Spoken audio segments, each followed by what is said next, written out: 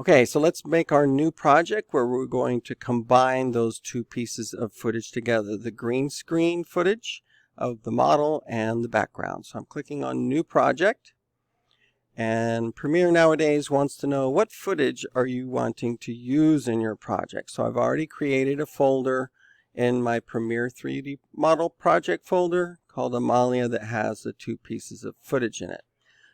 I need to name this project. A good name would be 230224 Amalia Model Composite.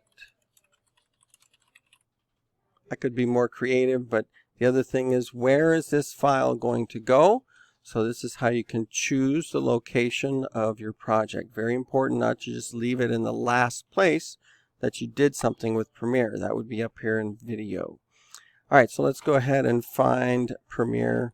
And again, I made this Amalia folder. So we're going to select that folder. We've got the name, where it's going to be, and these are the two pieces. It says Select Media to Create. So I'm going to select both of those, and then it lets me actually create. Now I'm going to call this my master sequence. That's one more thing you can do over here, the name of the sequence. And it will create it based on these. If you want to, you can tell it no new sequence. I'm going to make my own, but this should be a 1080p sequence when we look at it. All right, so here we have our timeline master, and it's got them one after the other. That's the way it thinks I want those to go, but we're actually going to have this one above this one, and now we're going to delete this green part. So let me make sure you know how to get to the effects. Right now I'm in the workspace for effects. So I'm able to get to my Ultra key over here. So I'm going to Ultra, just do a search. You'll see it under Video Effects Keying.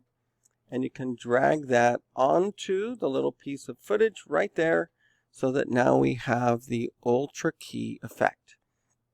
Now, this is a minute long, and this is only a few seconds long, so we'll need to use it several times. It's just better to have more than you need, so you can easily shorten it, because making it longer, very, very difficult. So let's say I'm going to make about that much. We'll shorten it later if we need to. Now, before I duplicate this, I want to have my effect on it. So I've already done that Ultra key, but let's see if we can sample. This is where we choose the key color. Okay, clicking and holding, and then just dropping it on there. That's how I was able to do that. So now all the green is gone. If we look at the alpha channel output, you can see this is transparent, this is not. So very clean key around there because it's synthetic. We made that green. Let's go back to our composite, and now we can duplicate this several times. One way to do that is simply hold down Alt and drag a copy.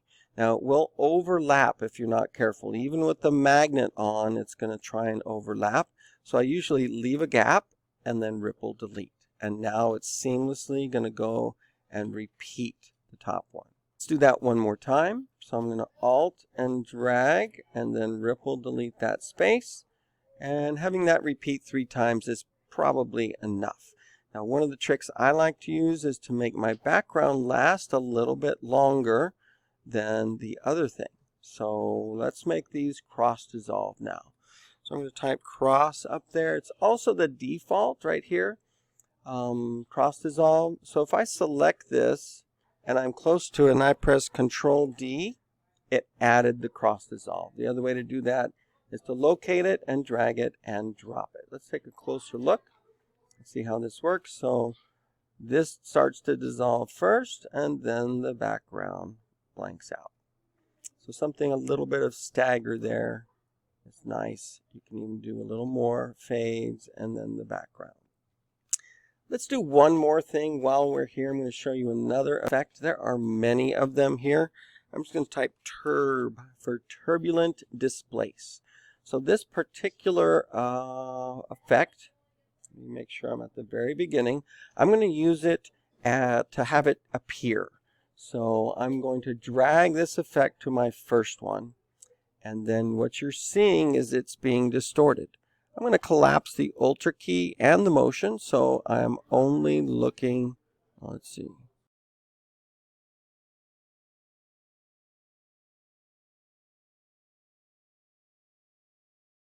We want it to end at 0.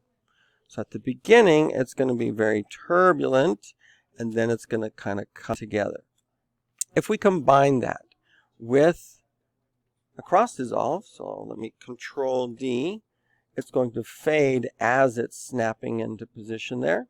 Let's do the same for the end. Let's see if I can do a better job here. So we're going to want it to be very turbulent at the end.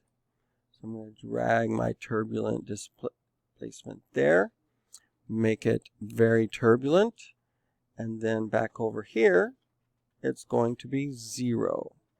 Oops, forgot to keyframe. Once again. So I'm going to now jump to the end, make that number really big, and see what that looks like. All right, let's watch.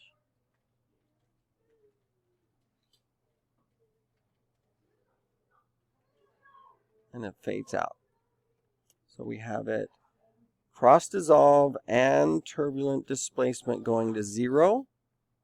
It repeats again, and this time it starts from 0 turbulent displacement, increases to a crazy amount as the cross dissolve disappears, and then the background can fade away.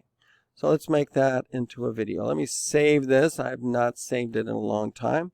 Not a good thing. This will crash on you very frequently. I'm lucky. Export media. So right here we've got a preset, high quality 1080p.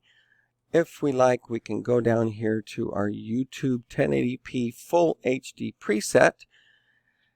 Let's change the name. That's not a good name for this. 230224 Amalia Turbulent Spinner Composite. Put your name at the end. Let's give it some more data as well. YouTube doesn't ask for very much data, but we have a lot of stars moving on the screen, so let's see if we can tweak this a little bit. You open up video, and then you open up more, and you can find the bitrate setting right here. We can just increase this, or we can even, I like to go to constant bitrate because it's pretty much busy the whole time. And let's double this to 32 megabits per second. We're going to send this to the media encoder. And I'll show you one of the advantages of the media encoder, because I also want to see what the regular YouTube settings do and compare them both. So I don't have to do a file export and do that again. I can simply come here and duplicate this. So I'm going to duplicate them. And now I've got two of the same. This one that's going to have the 1 there. Let's go ahead and change that back to the standard YouTube. I'm showing you this so that you know you can go back and make changes to these. You can even, after it's done, reset it and then make changes and try again. So right here, we're looking for a preset.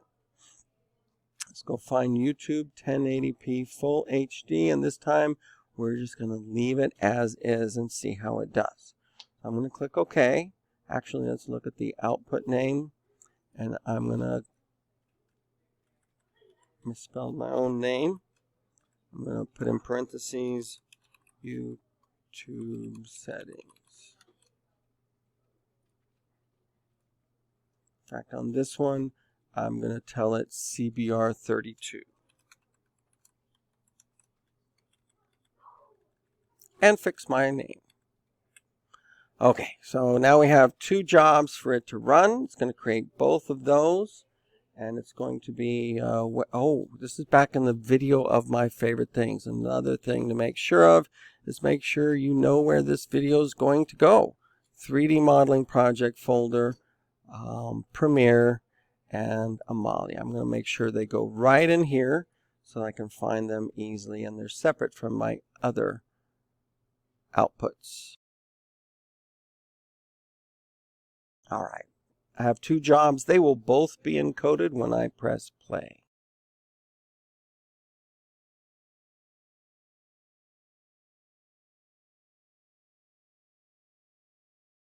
And there they are, both done. Let's go and take a look in that folder. So here are the two new videos. We've got our CBR. Notice it is double the size of the file, but they're otherwise going to be looking pretty identical. I'm going to post both of these so we can compare the quality between them and decide if it was worth giving it more data or not.